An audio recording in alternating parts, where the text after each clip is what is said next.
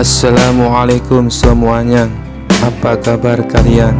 Semoga dalam keadaan sehat dan dilancarkan rezekinya oleh Allah. Amin ya robbal alamin. Pada suatu hari langit mendadak gelap gulita. Terjadilah gerhana matahari yang membuat seluruh penduduk kerajaan panik.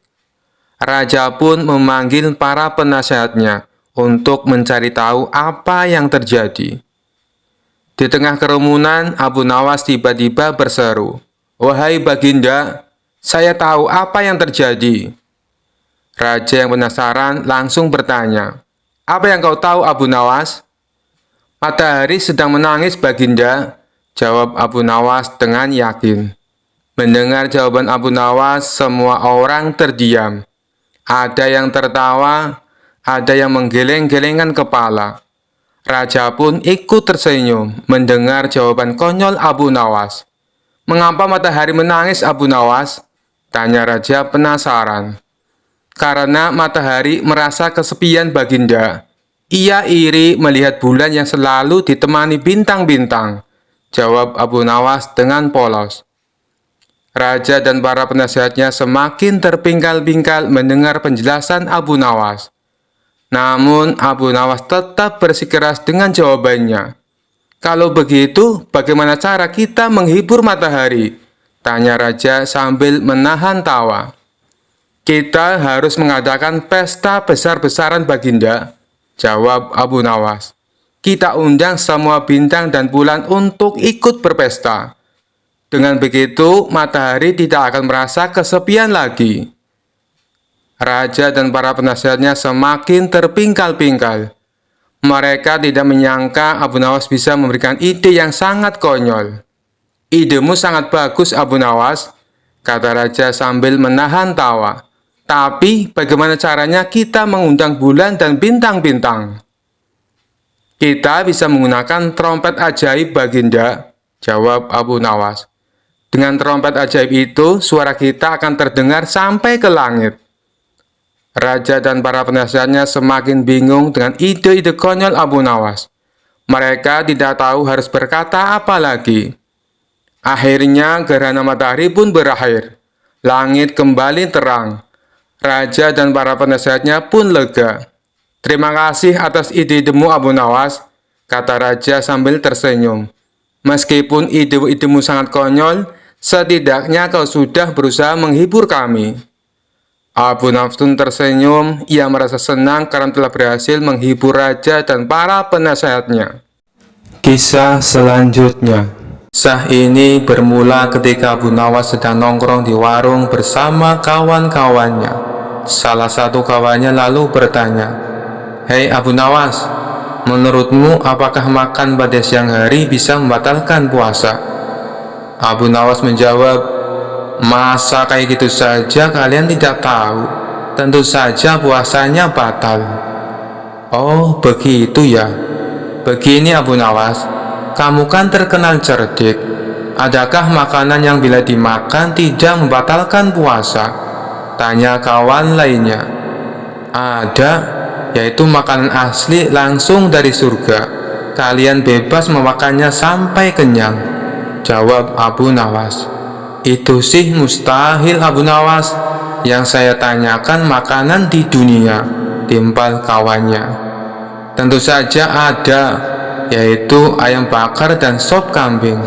Tapi ada syaratnya, kalian memakannya saat dalam mimpi," balas Abu Nawas. Seketika mereka semua tertawa terpingkal-pingkal. Rupanya saat Abu Nawas berkata demikian, terdengar oleh salah satu menteri istana yang kebetulan melintas di tempat itu. Ia pun segera melaporkannya kepada Baginda Raja. "Paduka yang mulia, Abu Nawas telah berfatwa yang melanggar syarat Islam," kata sang menteri memberitahu. "Apa yang dia katakan?" tanya Baginda Raja. "Dia bilang makan saat di siang hari di bulan puasa tidak membatalkan puasa," lapor sang menteri. "Kurang ajar Abu Nawas, dia berani mempermainkan hukum agama Islam," geram Baginda Raja. Ternyata sang menteri telah salah paham karena yang ia dengar tidak seutuhnya. Paduka yang mulia, saya punya cara untuk membuktikan kesesatan Abu Nawas. Dengan begitu, Paduka bisa langsung menghukumnya, kata sang menteri. Oh iya, emangnya apa rencanamu? Tanya Baginda Raja. Saya akan pura-pura mati dan suruh Abu Nawas untuk sholat jenazah. Biasanya orang yang beraliran sesat sholatnya pasti berbeda dengan ajaran agama Islam, ujar sang menteri. Baik, saya setuju, sahut Baginda Raja. Pada keesokan harinya, rencana pun disusun dengan matang. Lalu dipanggillah Abu Nawas ke istana. Beberapa pengawal istana lalu mendatangi rumahnya. Tuan Abu, Anda diperintah datang ke istana, kata salah satu pengawal. Ada kepentingan apa? Tanya Abu Nawas. Tuan Menteri meninggal dunia dan Tuan Abu disuruh datang untuk melayat, jawab si pengawal. Meninggal dunia? Kalau tidak salah, kemarin saya lihat dia melintas di depan warung. Saat itu saya sedang ngobrol dengan kawan-kawanku, jadi saya tidak terlalu menghiraukannya. Ajal manusia memang tidak ada yang tahu, ujar Abu Nawas. Benar Tuan Abu, saya sendiri juga heran. Padahal kemarin saya lihat dia melaporkan Tuan Abu kepada Baginda Raja karena dianggap beraliran sesat. Tapi sehari setelahnya dia ternyata meninggal dunia, timpal si pengawal. Sesat? Sesat bagaimana maksudnya? Tanya Abu Nawas terkejut. Tuan Menteri bilang kalau Tuan Abu menghalalkan makan di siang hari saat bulan puasa, kata si pengawal memberitahu. Ya sudahlah, orangnya juga sudah mati. Ayo kita ke sana sekarang, ajak Abu Nawas. Singkat cerita, sampailah Abu Nawas ke istana. Ketika ia memasuki aula kerajaan, terlihat sosok jenazah di dalam keranda. Tapi yang membuat Abu Nawas curiga, kenapa kerabat keluarga sang menteri tidak ada yang hadir, terutama istri dan anak-anaknya. Kemudian Baginda Raja menyuruh Abu Nawas untuk segera menyolati jenazah sang menteri. Mari Paduka, kita sholat bersama-sama, ajak Abu Nawas. Kamu saja, aku sudah mensolatinya, tolak Baginda Raja. Ini tidak seperti biasanya. Padahal setiap kali ada pejabat istana yang meninggal dunia, Baginda Raja pasti sholat jenazah bersamaku, kata Abu Nawas dalam hati. Hal ini membuatnya semakin bertambah curiga. Pasti ada sesuatu yang tidak beres, pikir Abu Nawas. Akhirnya Abu Nawas pun sholat jenazah sendirian. Dan tiba-tiba saat ia sholat jenazah, Abu Nawas menambahkan ruku dan sujud. Setelah selesai menjalani sholat jenazah, Baginda Raja pun kemudian berkata, Hei Abu Nawas, kenapa kau menambah ruku dan sujud? Itu menyalahi aturan agama. Dengan entengnya Abu Nawas membalas, Saya tahu Paduka, tapi dosa menteri ini sangat banyak. Dosanya tidak akan terampuni kalau cara sholat jenazahnya biasa saja.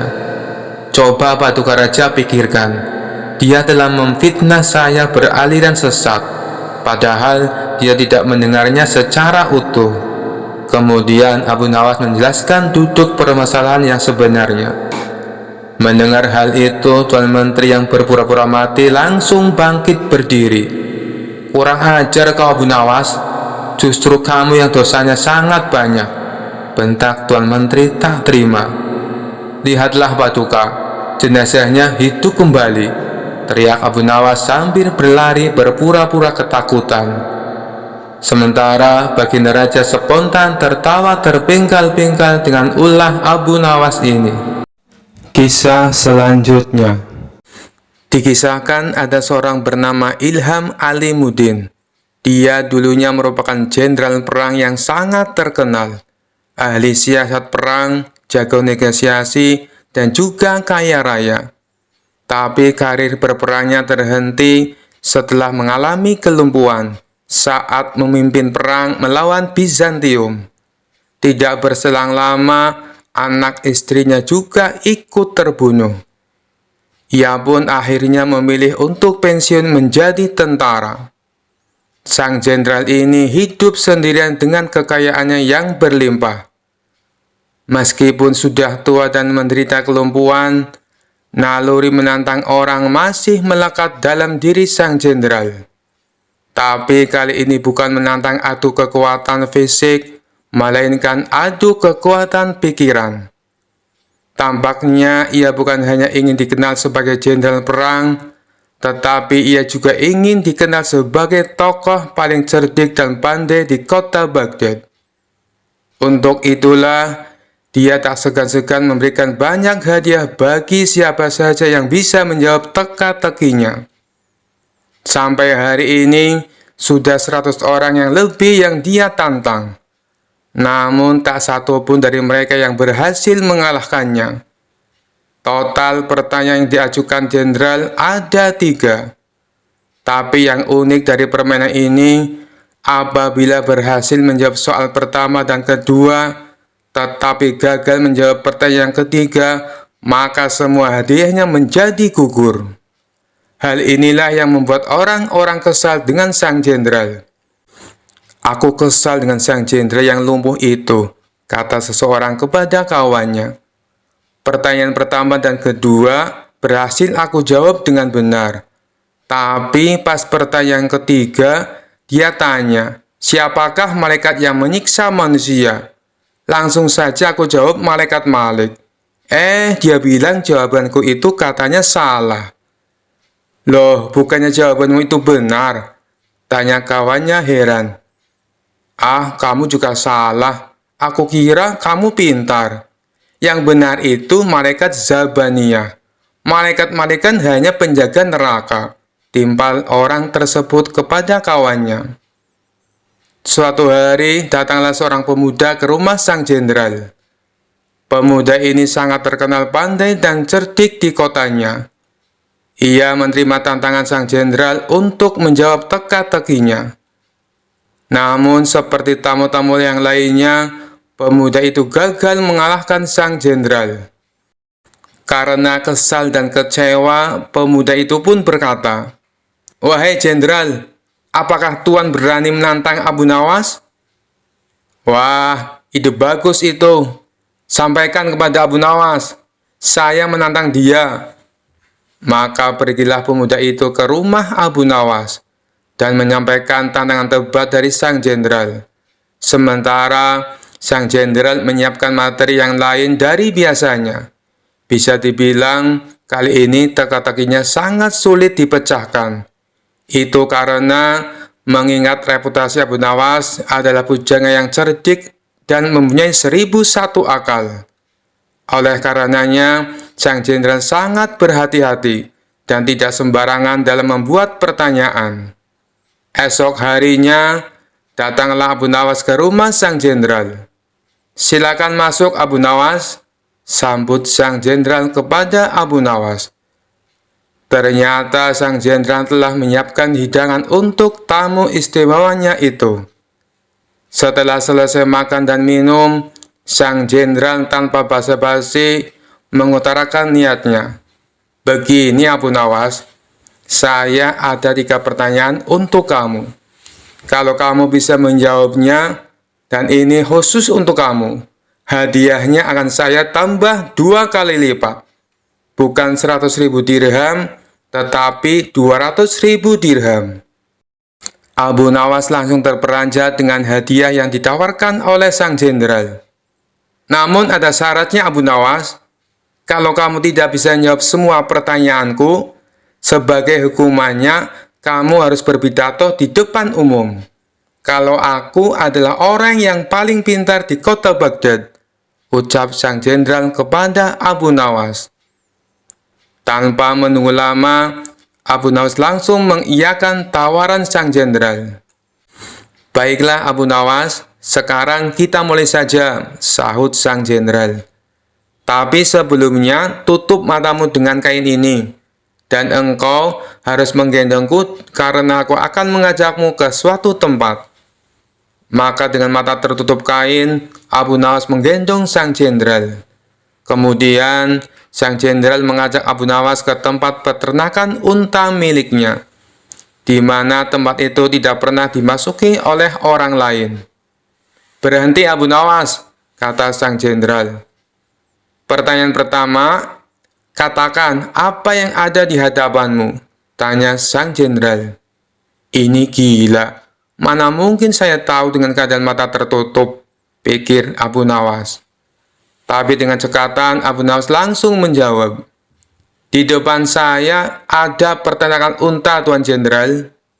Sang jenderal pun kaget. Bagaimana mungkin Abu Nawas bisa tahu? Padahal peternakan untanya tidak pernah dimasuki oleh orang lain. Mereka pun lalu melanjutkan perjalanan. Sang jenderal tetap digendong oleh Abu Nawas. 1 jam kemudian, sang jenderal berkata, "Berhenti Abu Nawas. Sekarang katakan padaku, apa yang ada di hadapanmu?" Sejenak Abu Nawas berpikir. Ia pun lalu menjawabnya, "Di depan saya ada sungai.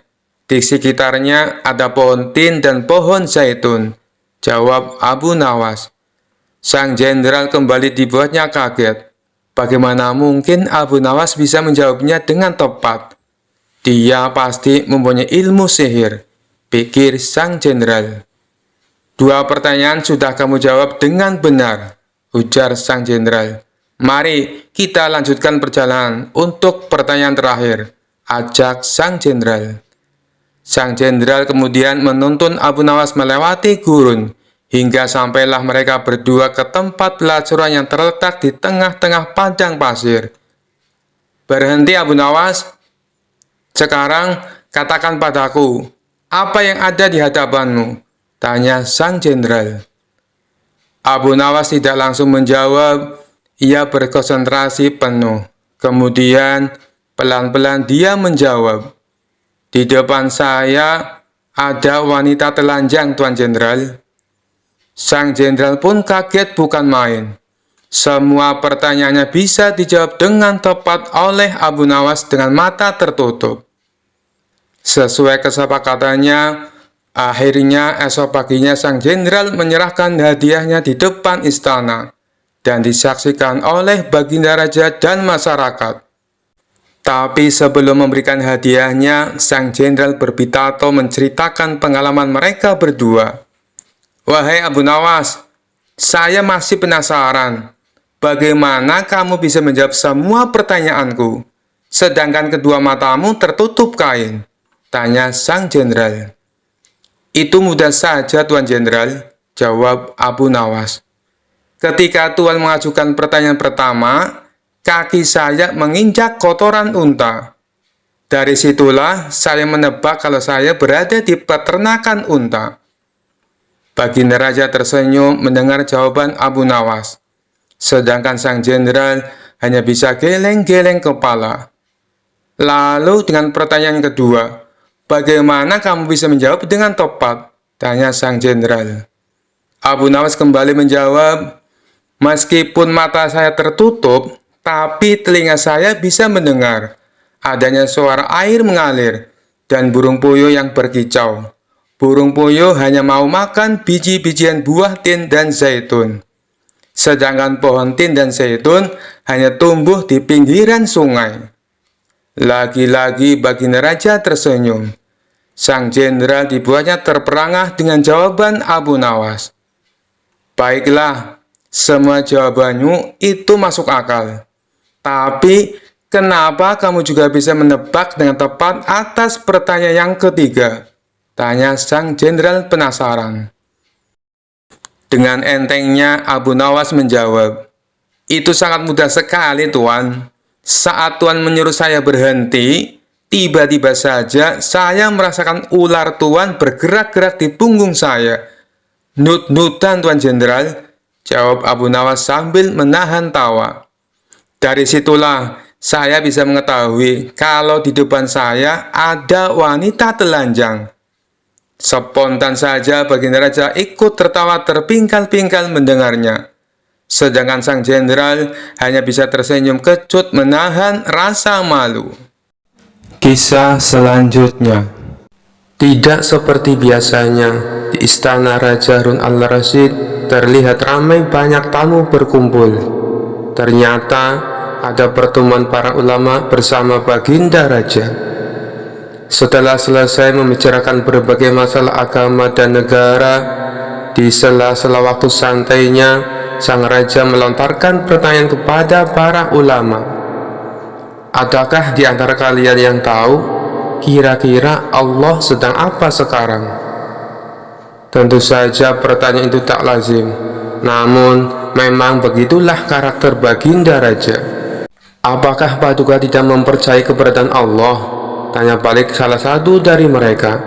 Saya sangat percaya adanya Allah, dan saya percaya Allah maha segala-galanya, menguasai segala alam semesta dan alam akhirat. Yang saya tanyakan, kira-kira Allah sedang apa sekarang? Para ulama saling berpandangan satu sama lain. Mereka bingung harus menjawab apa. Tidak elok rasanya Baginda bertanya seperti itu. Jangan samakan zat Allah dengan manusia, ujar mereka. Sudah saya katakan, saya tidak menyamakan zat Allah dengan apapun, apalagi dengan manusia. Saya hanya ingin tahu, kira-kira saat ini Allah sedang apa? Kalau kalian tidak tahu, bilang saja tidak tahu, balas sang raja. Sejenak suasana menjadi hening. Lalu Baginda Raja teringat dengan sosok Abu Nawas. Mungkinkah Abu Nawas bisa menjawab pertanyaanku ini? Ucap Baginda Raja dalam hati. Kemudian Baginda Raja menyuruh para pengawal untuk segera memanggil Abu Nawas ke istana. Berangkatlah beberapa pengawal pergi menuju rumah Abu Nawas. Setibanya di sana, ternyata Abu Nawas tidak ada di rumah. Sang istri memberitahu kalau Abu Nawas sedang minum kopi di warung. Para pengawal istana pun segera menuju ke sana. Sementara Abu Nawas yang sedang asik kumpul bareng temannya di warung ditanya oleh salah satu kawannya. Hei Abu Nawas, kemarin dapat proyek apa dari Baginda Raja? Pastinya Baginda Raja memberimu banyak hadiah. Tidak ada, jawab Abu Nawas singkat. Kalau begitu, berikan sedikit nasihat kepada kami, desak yang lainnya. Kebenaran adalah sesuatu yang berharga, bukan hanya dari segi agama, tapi juga dari segi materi, ujar Abu Nawas sembari menyeruput kopi dengan hati-hati. Tapi mengapa terkadang kita harus membayar mahal untuk sebuah kebenaran? Sahut kawan lainnya. Abu Nawas menjelaskan, coba kalau engkau perhatikan, mahalnya harga sesuatu dipengaruhi oleh kelangkaannya. Makin langka sesuatu itu, maka makin mahallah harga sesuatu tersebut. Semua orang dalam warung mengangguk-angguk.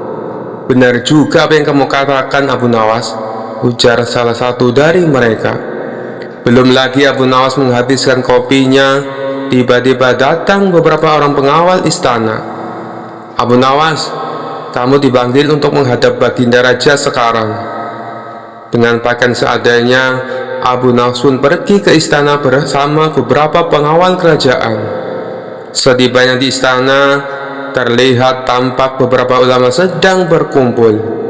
Sang raja tampak duduk berwibawa di singgasananya. Begitu melihat Abu Nawas, Baginda Raja langsung memanggilnya. Sini ke depan Abu Nawas, titah Baginda Raja. Abu Nawas pun segera merapat ke depan setelah mengucapkan salam kepada para ulama. Belum lagi Abu Nawas duduk sempurna, tanpa basa-basi, Baginda bertanya kepada Abu Nawas, ini para ulama yang ada di sini, tidak ada yang bisa menjawab pertanyaan saya. Saya ingin menguji kecerdasanmu. Apa kamu bisa menjawabnya atau tidak? Kata Baginda Raja kepada Abu Nawas. Wahai paduka yang mulia, bukankah beliau-beliau ini adalah ulama yang berilmu agama tinggi, sedangkan hamba hanyalah orang biasa? Rasanya tidak pantas kalau saya yang menjawabnya, sahut Abu Nawas. Tapi kalau boleh tahu, pertanyaan macam apakah yang Baginda tanyakan? Baginda Raja berkata, tadi saya bertanya kepada para ulama di sini, kira-kira Allah sedang apa sekarang? Tapi tak ada satupun yang bisa menjawabnya. Apakah kau tahu Allah sedang apa sekarang? Mendengar pertanyaan aneh itu, sejenak Abu Nawas terdiam. Saya bisa menjawab pertanyaan itu, tapi ada syaratnya, sahut Abu Nawas. Apa syaratnya? Tanya Baginda Raja sedikit terkejut. Syaratnya adalah saya harus duduk di singgasana Baginda Raja, dan Baginda Raja harus duduk di bawah bersama para ulama, jawab Abu Nawas. Syarat macam apa lagi ini? Gumam Baginda Raja dalam hati. Tapi karena penasaran dengan jawaban Abu Nawas, Baginda Raja pun menuruti permintaan Abu Nawas. Setelah Abu Nawas duduk di singgasana Baginda Raja dan Raja Harun al-Rasyid duduk di bawahnya, Abu Nawas berkata dengan lantang, kalau Baginda ingin tahu Allah sedang apa sekarang, saksikanlah Allah sedang mengangkat Abu Nawas menjadi raja dan Harun al-Rasyid menjadi rakyat biasa. Spontan Baginda Raja pun tertawa mendengar ucapan Abu Nawas, diiringi oleh beberapa ulama yang sedang duduk di sampingnya. Kamu memang pintar Abu Nawas, kamu malah memanfaatkan pertanyaan ini untuk bisa duduk di atas singgasanaku. Tapi memang yang kamu katakan itu benar, maka aku pun tak bisa marah kepadamu. Baginda Raja pun memberikan hadiah kepada Abu Nawas atas kecerdasannya. Kisah selanjutnya.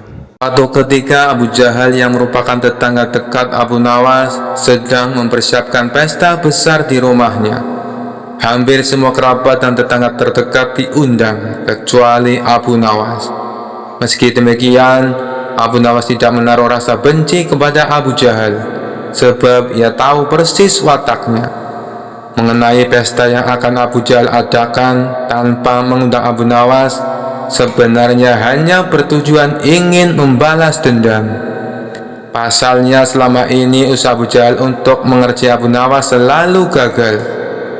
Dan menurutnya, kali ini dengan rencana membuat pesta besar di rumah, bisa dengan puas meledak Abu Nawas. Pesta yang akan diselenggarakannya terbilang tidak main-main. Abu Jahal bahkan mengundang koki ternama dari negeri seberang. Ia rela membayar upah cukup mahal supaya bersedia memasak di rumahnya.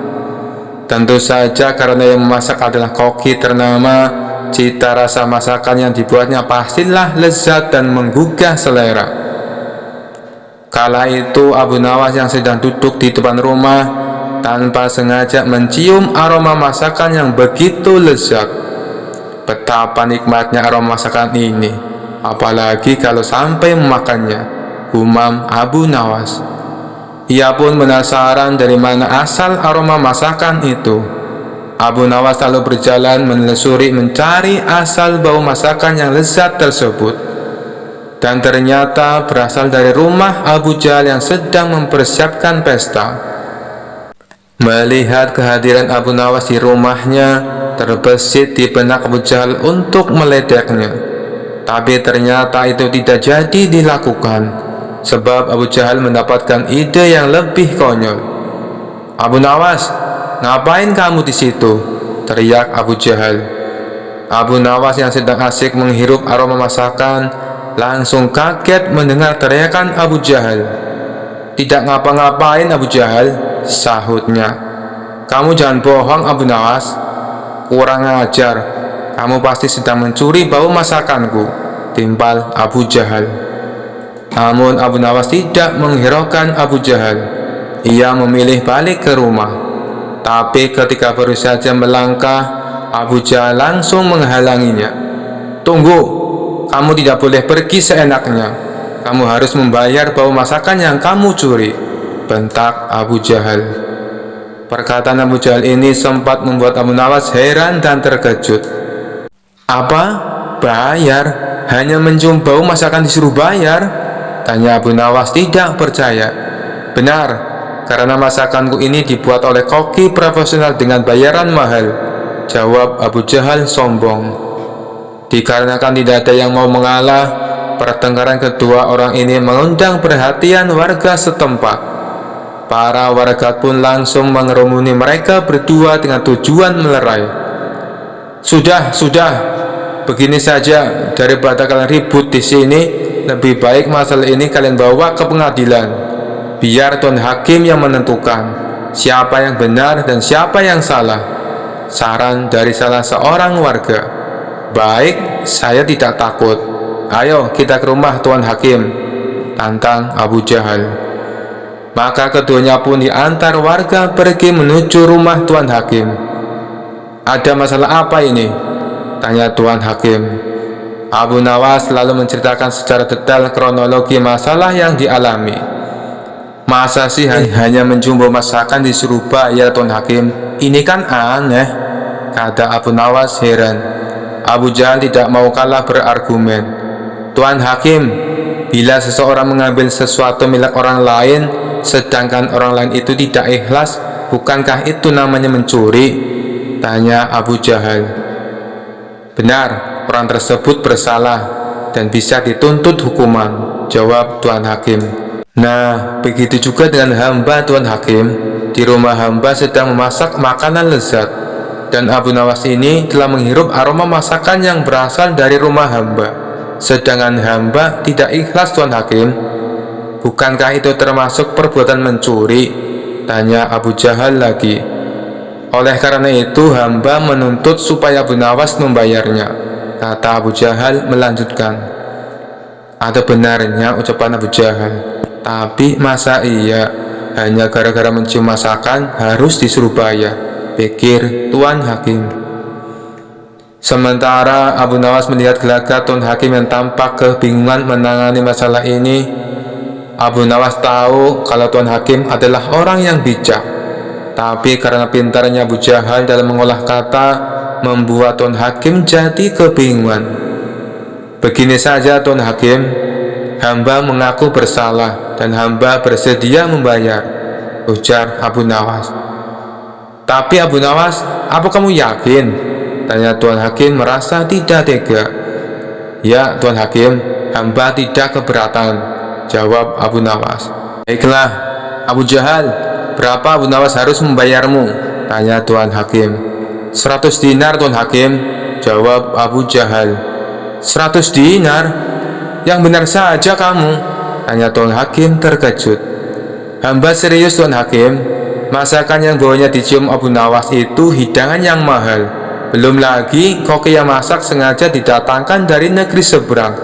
Bayarannya sangat mahal. Jadi wajar kalau hamba menuntut ganti rugi 100 dinar, balas Abu Jahal. Bagaimana Abu Nawas? Apakah kamu bersedia? Tanya Tuan Hakim kepada Abu Nawas. Dengan tersenyum Abu Nawas menjawab, hamba bersedia Tuan Hakim, tapi hamba minta izin pulang ke rumah untuk mengambil uang 100 dinar, pinta Abu Nawas.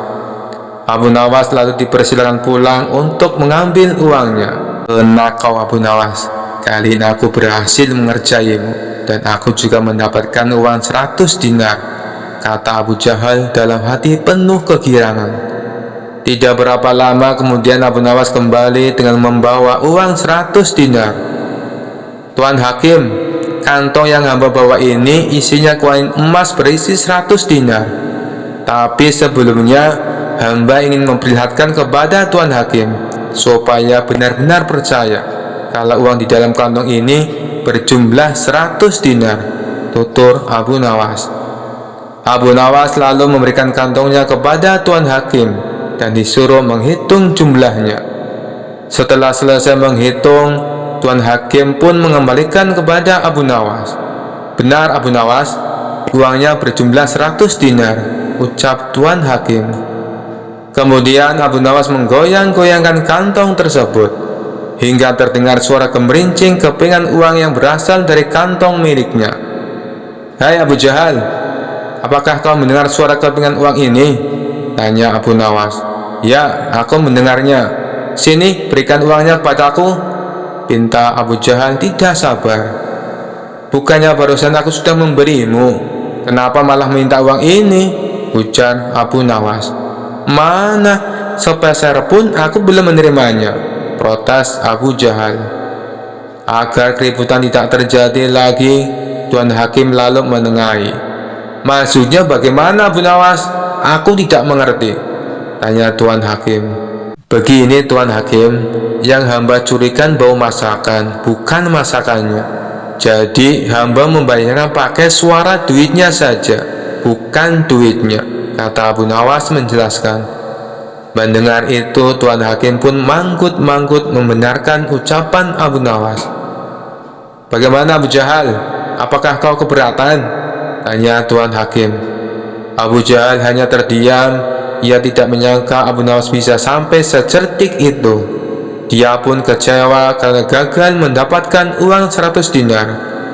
"Baiklah, aku rasa kasus ini sudah selesai dan ditutup," pungkas Tuan Hakim. Lagi-lagi Abu Jahal kalah oleh Abu Nawas. Kisah selanjutnya diceritakan ada seorang musafir datang ke istana menemui Baginda Raja. Ia mengaku punya sebuah teka-teki yang tidak pernah terpecahkan oleh siapapun. Baginda Raja yang memang suka dengan permainan tersebut meminta si musafir untuk menunjukkan teka-tekinya.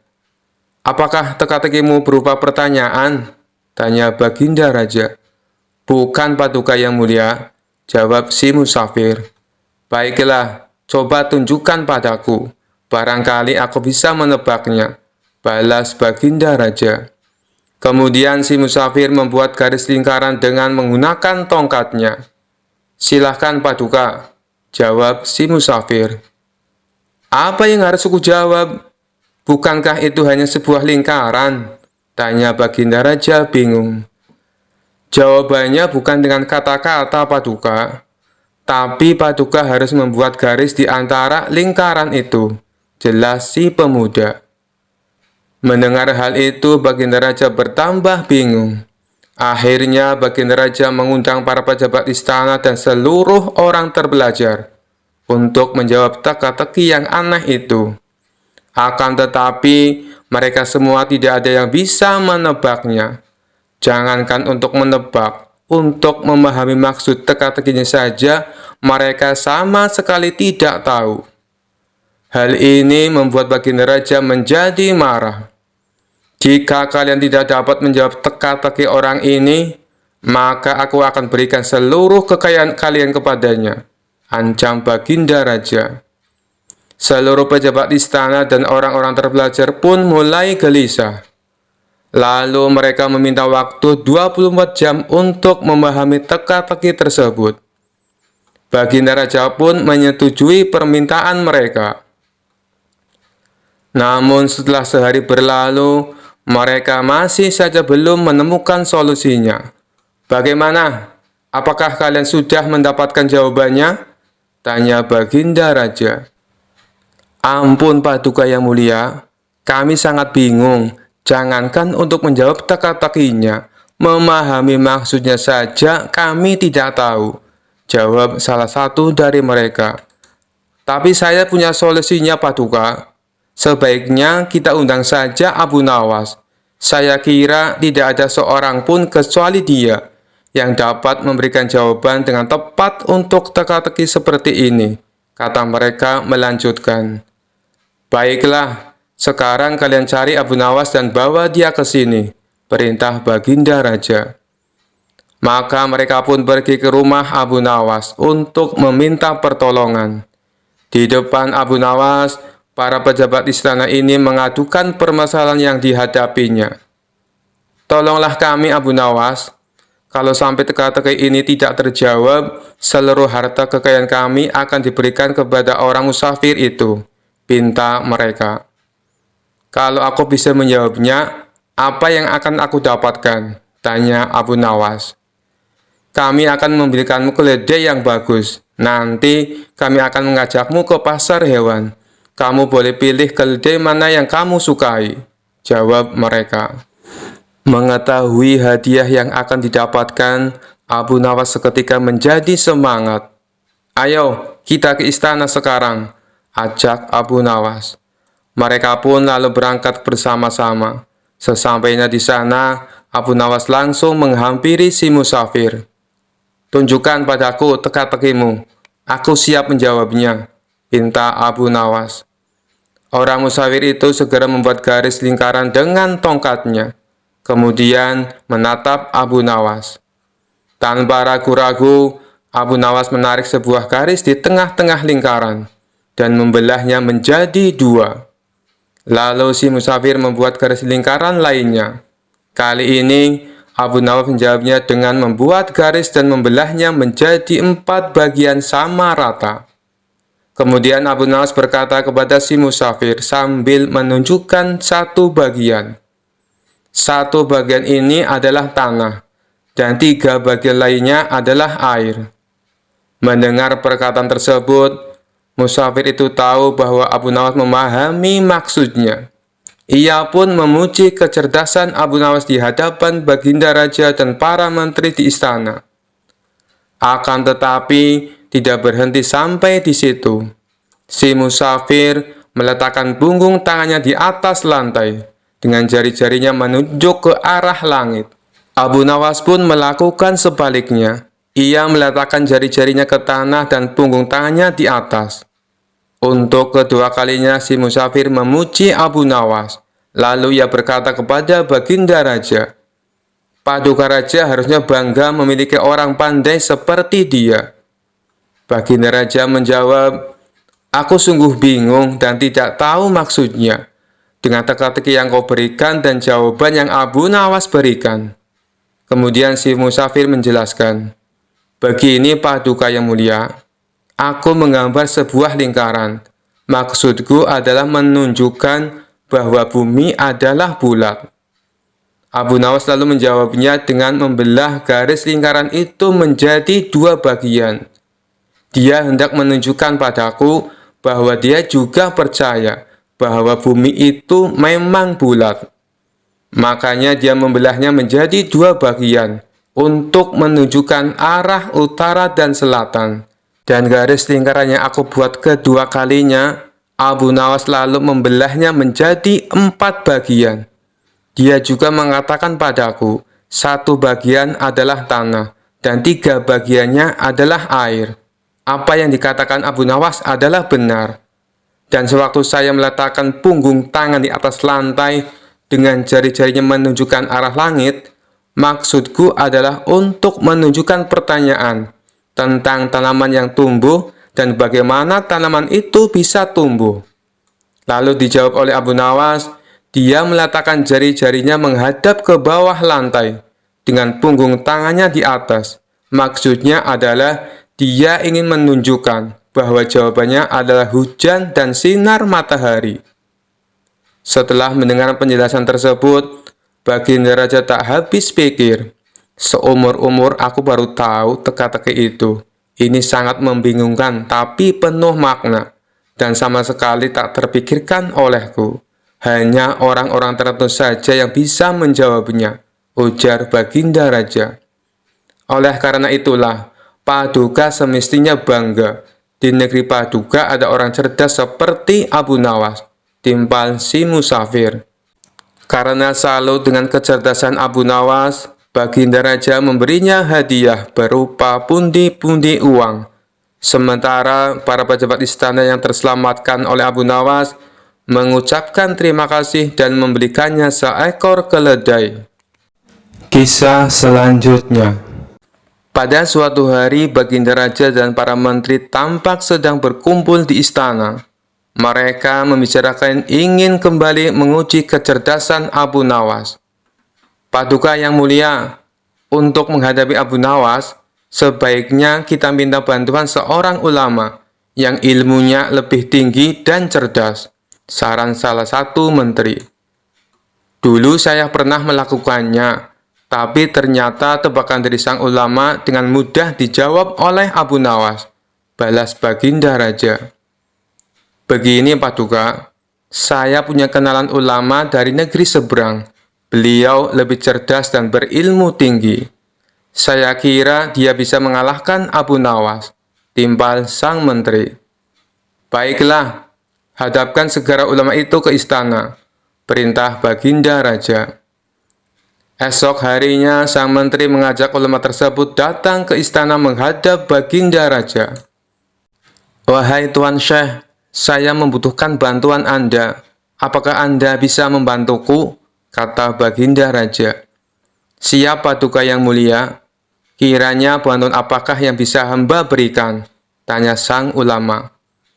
Adakah kamu punya pertanyaan sulit yang jawabannya tidak mudah ditebak? Kata Baginda Raja. Oh, itu saya punya. Tebakan yang sampai saat ini belum ada yang bisa menjawabnya. Maukah Padukaku beritahu? Balas sang ulama. Ya, beritahu saya. Apa tebakannya? Sahut Baginda Raja. Apa yang lebih jahat dari setan? Kata sang ulama. Bukankah setan adalah makhluk yang paling jahat? Tapi kenapa kau bilang ada yang lebih jahat? Tanya Baginda Raja heran. Katanya Paduka butuh tebakan. Jawab saja Paduka. Kalau bisa berarti Paduka seorang yang pandai, ujar sang ulama. Pertanyaan ini belum pernah aku dengar sebelumnya, dan pasti Abu Nawas tak akan bisa menjawabnya, pikir Baginda Raja. Bisakah kau beritahu aku apa jawabannya? Pinta Baginda Raja kepada sang ulama. Maaf Paduka yang mulia, tapi saya tidak akan memberitahu kepada siapapun, balas sang ulama. Baiklah, pertanyaanmu memang aneh dan sulit dijawab, ucap Baginda Raja. Masih ada satu pertanyaan lagi, sahut sang ulama. Apa itu? Tanya Baginda Raja. Perkara apa yang orang miskin punya dan dibutuhkan oleh orang kaya? Kata sang ulama memberitahu. Sejenak Baginda Raja terdiam. Namun setelah sekian lama berpikir, ia tak kunjung menemukan jawaban. Kalau pertanyaan dibalik, tentu akan mudah dijawab. Perkara apa yang orang kaya punya dan dibutuhkan orang miskin? Tentulah jawabannya harta. Tapi ini malah sebaliknya.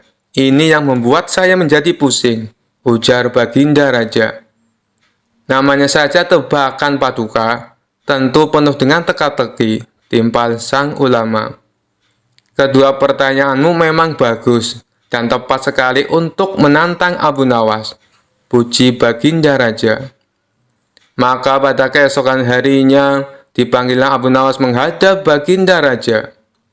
Ketika Abu Nawas tiba di istana, Baginda Raja berkata, Abu Nawas, aku punya pertanyaan untukmu. Jika kamu menjawab dengan benar, kamu akan mendapatkan hadiah. Tetapi jika kamu salah, kamu akan dihukum. Apakah kau berani menerima tantangan ini? Tanya Baginda Raja. Abu Nawas yang kali itu sedang membutuhkan uang, langsung mengiyakan tantangan tersebut. Saya siap Paduka. Apa pertanyaannya? Sahut Abu Nawas.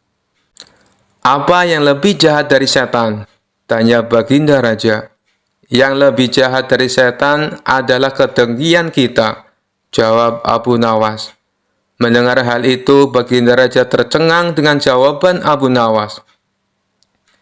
Sementara sang ulama memuji akan kecerdasan Abu Nawas. Baiklah Abu Nawas, sekarang pertanyaan kedua.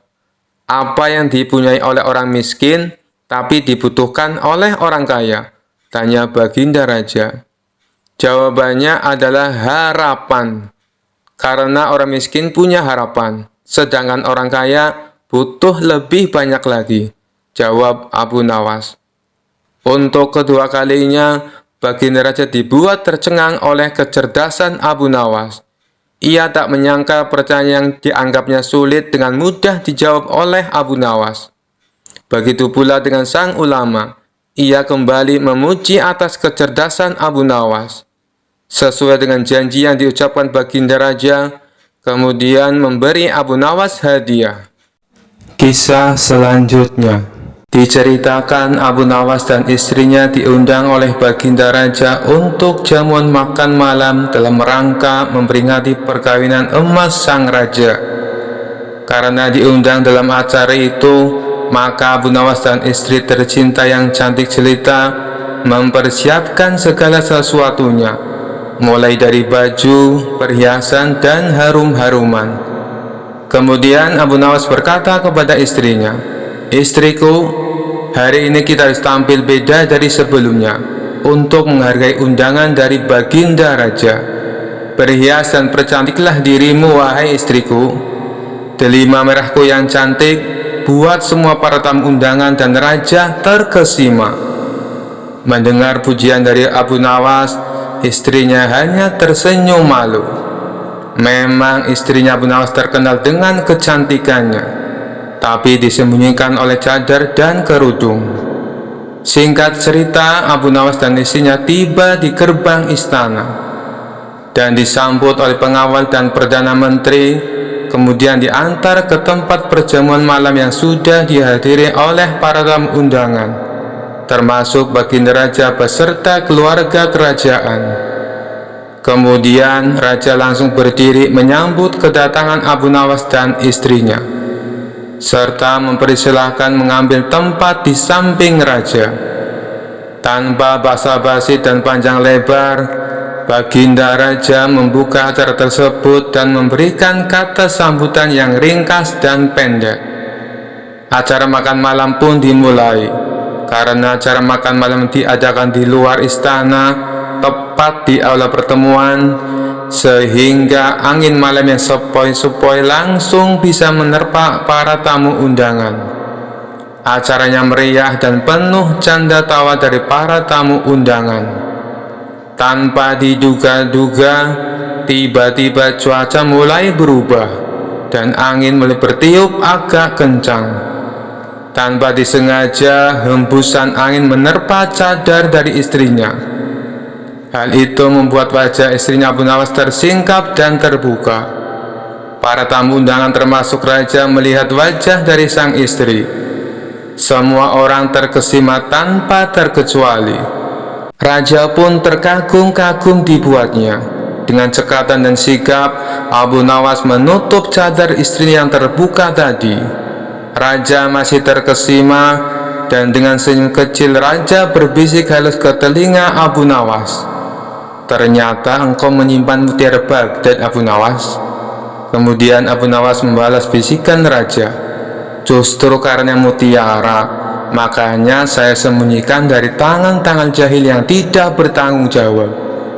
Mendengar jawaban itu, wajah Baginda Raja berubah kemerah-merahan dan menahan malu. Singkat cerita, acara makan malam pun selesai. Para tamu undangan satu persatu meninggalkan aula pertemuan, hingga yang tertinggal hanya Baginda Raja dan Abu Nawas beserta istrinya. Kemudian Abu Nawas pun pamit kepada Raja, tapi langkahnya ditahan oleh Baginda Raja karena ada yang mau dibicarakan dengan Abu Nawas. Abu Nawas mencium gelagat aneh dari sang raja. Setelah berbicara sebentar dengan sang raja, Abu Nawas pun pamit. Sesampainya di rumah, Abu Nawas menceritakan hal tersebut kepada istrinya. Isi dari pembicaraan tadi, Raja ingin berkunjung ke rumah Abu Nawas. Istrinya pun menangkap pembicaraan suaminya tersebut dengan melihat dari gaya bicaranya. Dalam hati Abu Nawas agak resah dan bingung, karena Raja ternyata menaksir istrinya, meskipun Raja tidak mengucapkan secara langsung. Kemudian Abu Nawas berunding dengan istrinya cara menghadapi sikap Raja yang agak doyan kawin ini. Setelah lama mencari jalan keluarnya, akhirnya Abu Nawas menemukan ide cemerlang untuk memberikan pelajaran kepada sang raja. Abu Nawas pun menceritakan idenya tersebut kepada istrinya.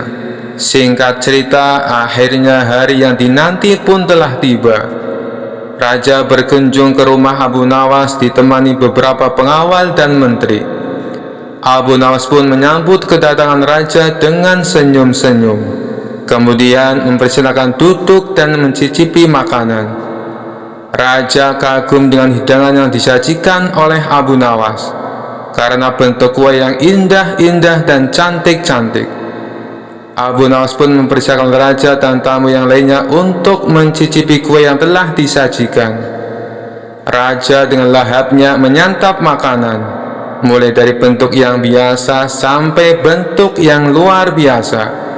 Apa saja yang melihatnya pasti akan menjamah dan mencicipinya. Ketika asik-asiknya raja menikmati kue tersebut, ada yang aneh dari kue tersebut. Raja pun memanggil Abu Nawas dan bertanya, "Hai Abu Nawas, dari bahan apa engkau buat kue ini? Rasanya hampir sama semua, padahal ada banyak kue dan bentuknya pun cantik-cantik." Abu Nawas pun tersenyum. "Baginda Raja, bahan kuenya dari buah labu," sambil berbisik halus di telinga sang raja. "Intinya semua sama saja rasanya, meskipun bentuk dan rupanya berbeda-beda, tapi rasanya ya laku juga." Mendengar itu raja tersentak kaget, dan dia menyadari kekeliruan yang dibuatnya selama ini. Kisah selanjutnya. Pada suatu hari, Baginda Raja dan para menteri tampak sedang berkumpul di istana. Mereka membicarakan ingin kembali menguji kecerdasan Abu Nawas. "Paduka yang mulia, untuk menghadapi Abu Nawas, sebaiknya kita minta bantuan seorang ulama yang ilmunya lebih tinggi dan cerdas," saran salah satu menteri. "Dulu saya pernah melakukannya, tapi ternyata tebakan dari sang ulama dengan mudah dijawab oleh Abu Nawas," balas Baginda Raja. "Begini Paduka, saya punya kenalan ulama dari negeri seberang. Beliau lebih cerdas dan berilmu tinggi. Saya kira dia bisa mengalahkan Abu Nawas," timpal sang menteri.